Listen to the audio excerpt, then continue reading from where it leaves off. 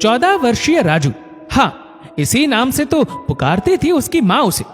दादी ने बड़े प्यार से उसका नाम रजनीश रखा था। एक बेकरी शॉप से हाथ में ब्रेड का एक पैकेट लिए भागे जा रहा था। उसके पीछे स्टोर का गार्ड भागे जा रहा था।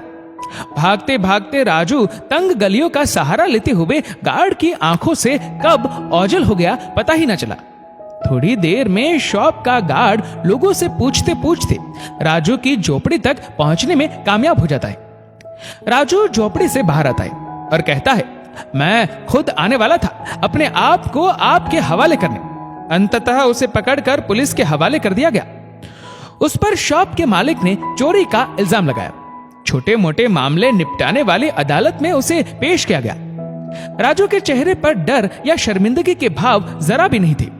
जज साहिबा अनुजा जी ने राजू के मासूम चेहरे को देखते हुए गंभीरता से पूरा वाक्य सुना। उन्होंने उससे पूछा, तुम्हारे ऊपर चोरी का इल्जाम लगाया गया है, क्या तुमने सच में चोरी की थी? जी जज साहिबा, मैं एक ब्रेड का पैकेट लेकर भागा था। राजू ने थोड़ा झिझकते हुए नजरें चुराते हुए कहा, पर तुमने ऐसा क्यों किया? जज साहिबा ने पूछा, मुझे खाने की सख्त आवश्यकता थी। तुम पैसे देकर भी खरीद सकते थे। तुम्हारे माँ पापा कुछ काम तो करते होंगे? जज साहिबा ने पूछा। मेरे पापा का 5 वर्ष पूर्व एक एक्सीडेंट में निधन हो चुका है। मेरी माँ दूसरों के घरों में काम करके मेरी परवरिश करती थी।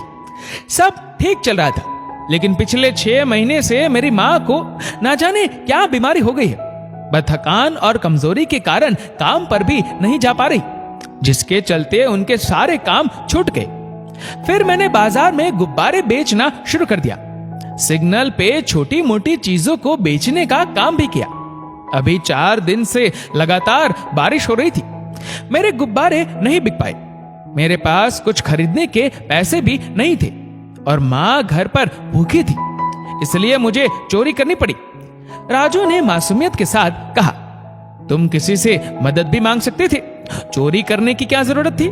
जज साहिबा बोली, जज मैडम, मैं कभी कभी इस बेकरी शॉप के बाहर भी गुब्बारे बेचा करता था, क्योंकि यहाँ काफी बच्चे अपने माँ पापा के साथ केक पेस्ट्रीज खाने आते हैं। मैंने शॉप के मालिक से एक ब्रेड का पैकेट उधार मांगा। मैंने कहा कुछ ही दिनों में मैं आपका उधार चुका दूंगा, पर उन्होंने मेरी एक ना सुनी और मदद करने से इनकार कर दिया। ना चाहते हुए भी मजबूर होकर मैंने ये कदम उठाया। मैं अपनी गलती मानता हूँ, इसलिए माँ को समय रहते खाना और दवाई देने के बाद मैं अपने आप को सरेंडर करने आ ही रहा था। राजू के अपना जुर्म कबूलने के बाद बहस खत्म हो गई और जज साहिबा ने अपना फैसला सुनाया। चोरी करना एक जुर्म है, लेकिन बच्चे के इस जुर्म में हम और हमारा समाज बराबर के भागीदार है। 2 वक्त का खाना, पीने के लिए पानी, तन ढकने के लिए कपड़े हर किसी को मिलने ही चाहिए। ऐसे में समर्थ लोगों की जिम्मेदारी बनती है कि वह जरूरतमंद लोगों की मदद करे। बेकरी शॉप के मालिक ने बहुत ही अमानवीय व्यवहार किया। भूखे गरीब बच्चे की मजबूरी को ना समझकर उसे पुलिस के हवाले कर दिया। ये बहुत ही शर्मनाक बात है। शॉप के मालिक और वकील साहब, आप दोनों को कंप्लेन करने से पहले लड़के की परिस्थिति का आंकलन जरूर करना चाहिए था। इसलिए शॉप के मालिक को बच्चे के परिवार के लिए साल भर के राशन की व्यवस्था करनी होगी और उस वकील पर भी जुर्माना लगाया जिसने बच्चे के खिलाफ केस लिया। वकील साहब को बच्चे की मां का यथासंभव इलाज करवाना होगा। जज साहिबा ने फरमान सुनाया। राजू हाथ जोड़ते हुए जज साहिबा को धन्यवाद देता है। जज साहिबा आंखों में आंसू लिए अदालत से बाहर निकल जाती है।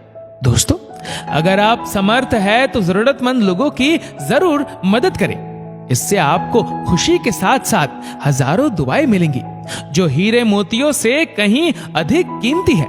इस वीडियो को लेकर आपकी क्या राय है नीचे कमेंट करके जरूर बताएगा। और अगर आपको वीडियो अच्छा लगा हो तो इस वीडियो को लाइक करेगा, शेयर करेगा ज्यादा से ज्यादा लोगों तक। और ऐसे ही और भी इंस्पिरेशनल वीडियोस के लिए सब्सक्राइब करें हमारे यूट्यूब चैनल को और फेसबुक पर फॉलो करें हमारे पेज को। धन्यवाद।